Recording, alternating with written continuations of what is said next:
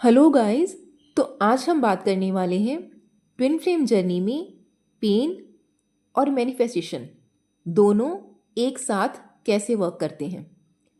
देखिए, twin flame journey में जितने भी लोग हैं वो लोग सोचते हैं कि उन्हें बहुत ज़्यादा पेन मिल रहा है। वो लोग इतना ज़्यादा इनर वर्क करते हैं, इतनी ज़्यादा मेहनत करते हैं, खुद को बेहतर बनाने की कोशिश करते हैं, लेकिन फिर भी उन्हें इतना ज़्यादा पेन क्यों मिल रहा है? क्या ईश्वर उनकी बात सुन नहीं रहे हैं? तो देखिए, इसका जवाब है कि ईश्वर आपकी बात सुन रहे हैं, तभी तो आपको पेन मिल रहा है। तो ये कैसे पॉसिबल है कि अगर ईश्वर हमारी बात सुन रहे हैं तो हमें इतना ज़्यादा पेन मिल रहा है? तो हम इसे एक एग्जाम्पल से समझते हैं। सपोज आपको अपना वेट लॉस करना है और अब आपको फास्ट फूड बहुत ज़्यादा पसंद है और अब आप सोच रहे हैं कि बिना फास्ट फूड छोड़े और बिना डाइट के, बिना किसी मेहनत के आपको फिटनेस मिल जाए और आप हेल्दी रहें, फिट रहें। तो ये कैसे पॉसिबल है?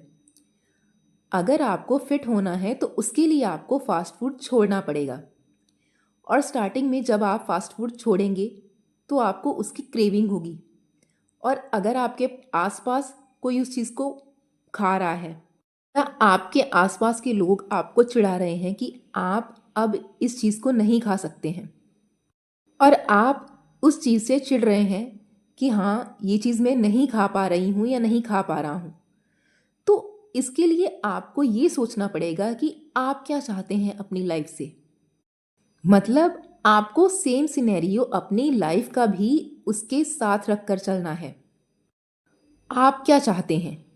आप अगर चाहते हैं कि आपको एक ब्यूटीफुल बॉडी चाहिए तो आपको वो चीज़ छोड़नी पड़ेगी।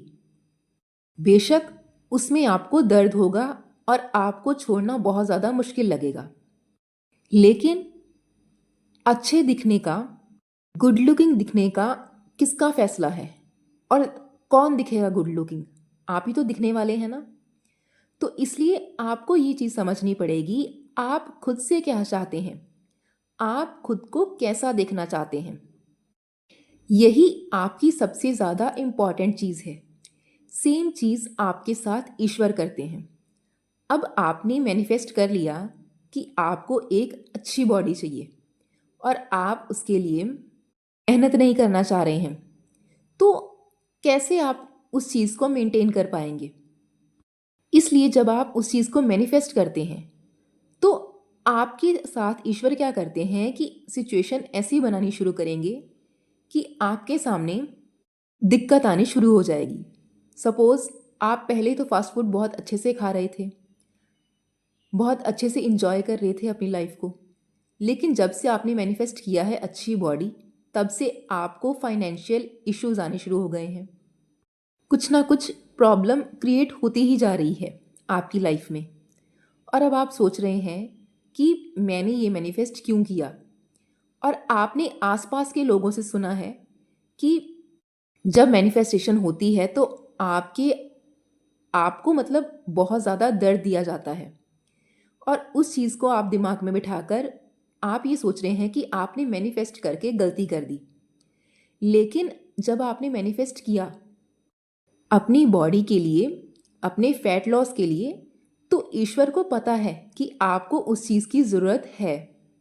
तभी तो वो फाइनेंशियल कंडीशन आपके लिए ऐसी खड़ी कर देंगे आपके आगे कि आप वो चीज़ कर ही नहीं पाएंगे। अब आप अच्छे से वो फूड नहीं खा पाएंगे। क्या होगा कि अब आपको फाइनेंशियल इश्यूज़ हैं, कई बार आपको हेल्थ प्रॉब्लम्स हो जाएंगी कि आपको वो चीज़ मना कर दी जाएगी कि अब आप वो चीज़ नहीं खा सकते हैं। तो सेम चीज़ मैनिफेस्टेशन के प्रोसेस में चलती है। तो अब आपको ये नहीं सोचना है कि मैंने मैनिफेस्ट करके गलती कर दी।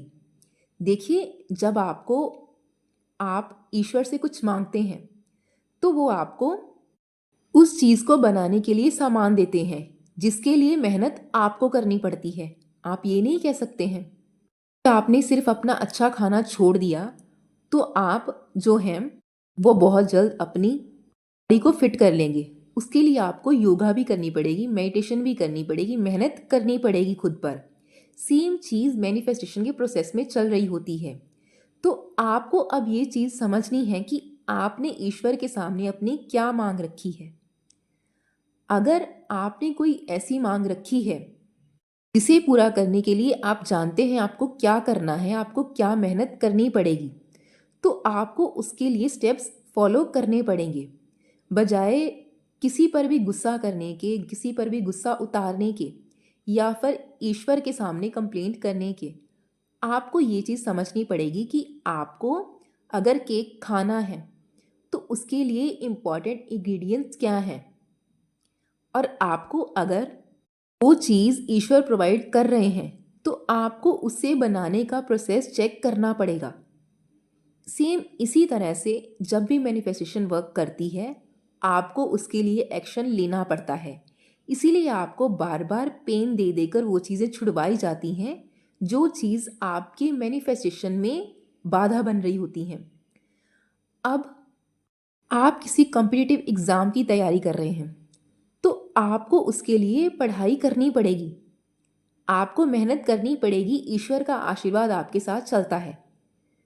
तो इसीलिए आपको ये नहीं सोचना है कि आपको कितना पेन मिल रहा है, कितना नहीं मिल रहा है। आपको ये सोचना है कि आपको ये पेन आपकी बेहतरी के लिए मिल रहा है। और अब आपको ये चीज़ सोचनी है कि जो चीज़ मैंने मांगी है उसके लिए आपको एक्शन लेना पड़ेगा। विदाउट एक्शन आपकी कोई भी मैनिफेस्टेशन कंप्लीट नहीं होगी।